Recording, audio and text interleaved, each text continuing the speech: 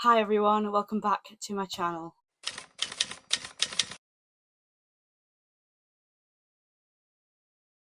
So in today's video what I'm going to be doing is a mini book haul.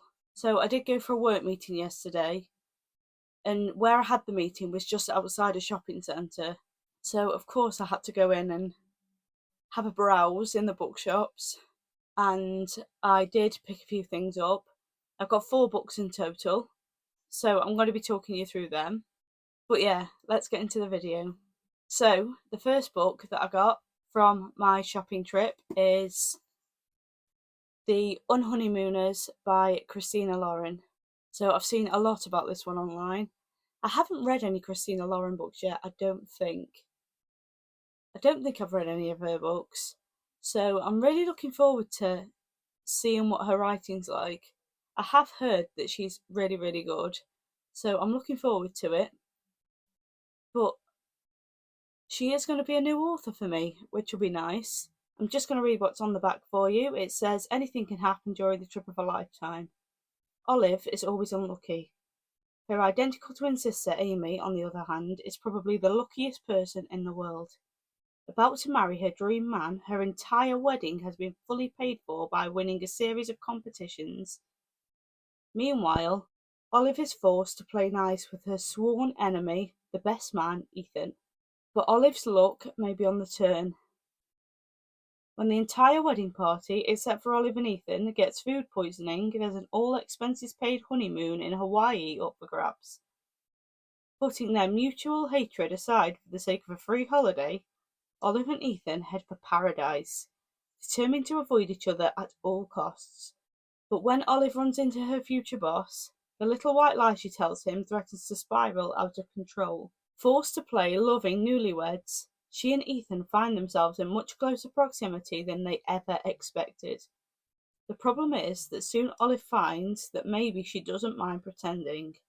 In fact, she's beginning to feel kind of lucky. So I think it is enemies to lovers. So the bride and groom get food poisoning, and Olive, who is the bride's sister, and Ethan, who is the best man, go on the honeymoon instead. And it is a romance, so I'm assuming that them two are the ones that fall in love. So this is going to be quite interesting, I think. It's going to be a nice read. I do like the odd romance, as you probably know if you have watched my videos before. So yeah, I'm really looking forward to reading Christina Lauren. Like I say, I've never read her books before. I have heard amazing things online, so I think it's going to be good. We're going to see. But yeah, this is the first book I did pick up on the works. I did get this in a 3 for £6 deal, which is amazing. Even though when I got home, I did realise I had already bought this one on my Kindle. But that doesn't matter. I can go between the two. If I want to read on my Kindle one day, I can read on my Kindle. If I want to read the book, I've got the book now. So yeah, that's book one. For book two, I did also get this one in the 3 for £6 deal at the works, and it is The Paris Deception by Bryn Turnbull. So it says on the back, Paris 1940. 3 years ago, talented art restorer Sophie fled to Paris to escape the horrors of the Nazi regime. But now, with her beloved adopted city under occupation, Sophie is forced to work at the renowned Jeu de Paume, restoring the art ruthlessly stolen from Jewish families. Fabienne was a rising star of the glamorous Parisian art scene until the Nazis put a stop to her craft. Mourning the loss of her husband, she's a shadow of her former self. Until her estranged sister-in-law, Sophie, arrives at her door with a stolen painting in hand. The two women embark on a treacherous plan to save stolen artwork by replacing it with skillful forgeries, right under the watchful eyes of the Nazis.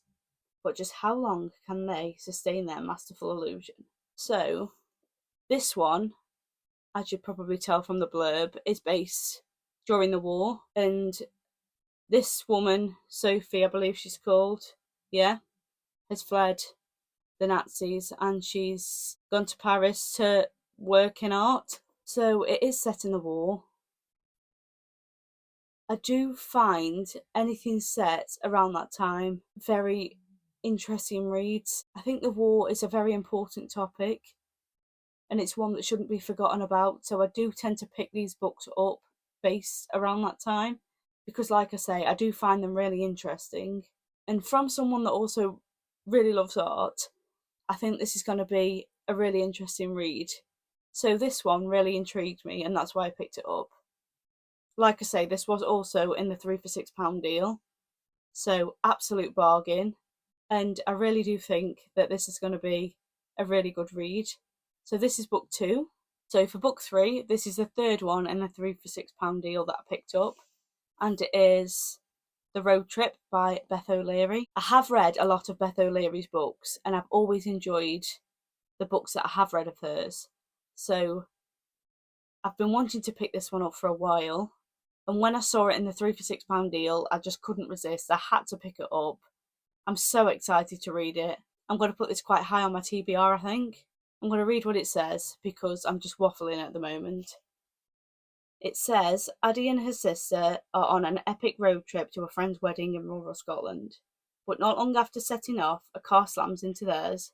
The driver is none other than Addie's ex, who she hasn't seen since their traumatic breakup 2 years earlier. Dylan and his best mate are heading to the wedding too, so Addie has no choice but to offer them a ride, and with 400 miles to go, they can't avoid confronting the very messy history of their relationship. Will they make it to the wedding? And more importantly, is this really the end of the road for Addie and Dylan? So this sounds to me like a second chance romance. I'm quite intrigued by it. They're on a road trip. By the sounds of it, they're in a car, so that's quite an interesting setting for a romance book, I think.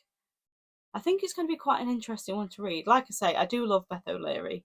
I have liked everything I've read of her so far.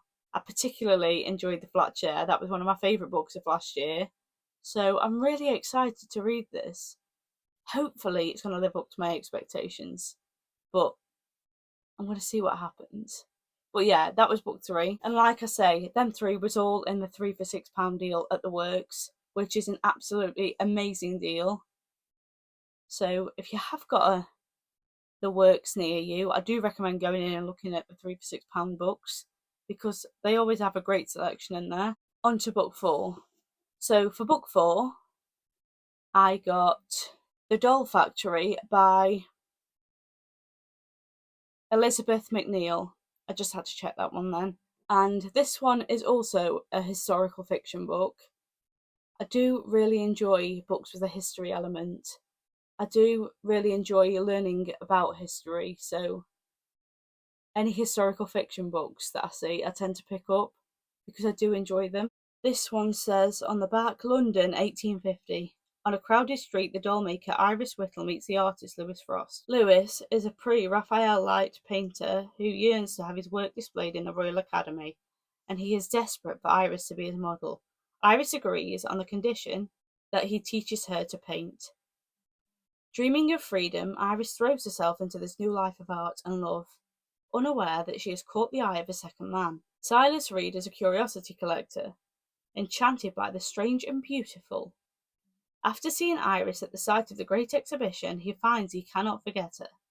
As Iris's world expands, Silas's obsession grows. It is only a matter of time before they meet again. So again, this one has a painting element to it. It does have an art element to it, which I find really interesting coming from someone that loves art.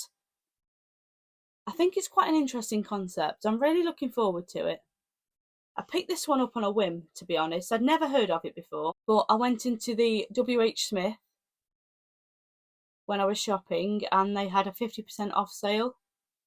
And I only paid £2.50 for this, which is an absolute bargain. And when I read the back, it did really draw me in. So I'm quite looking forward to this one.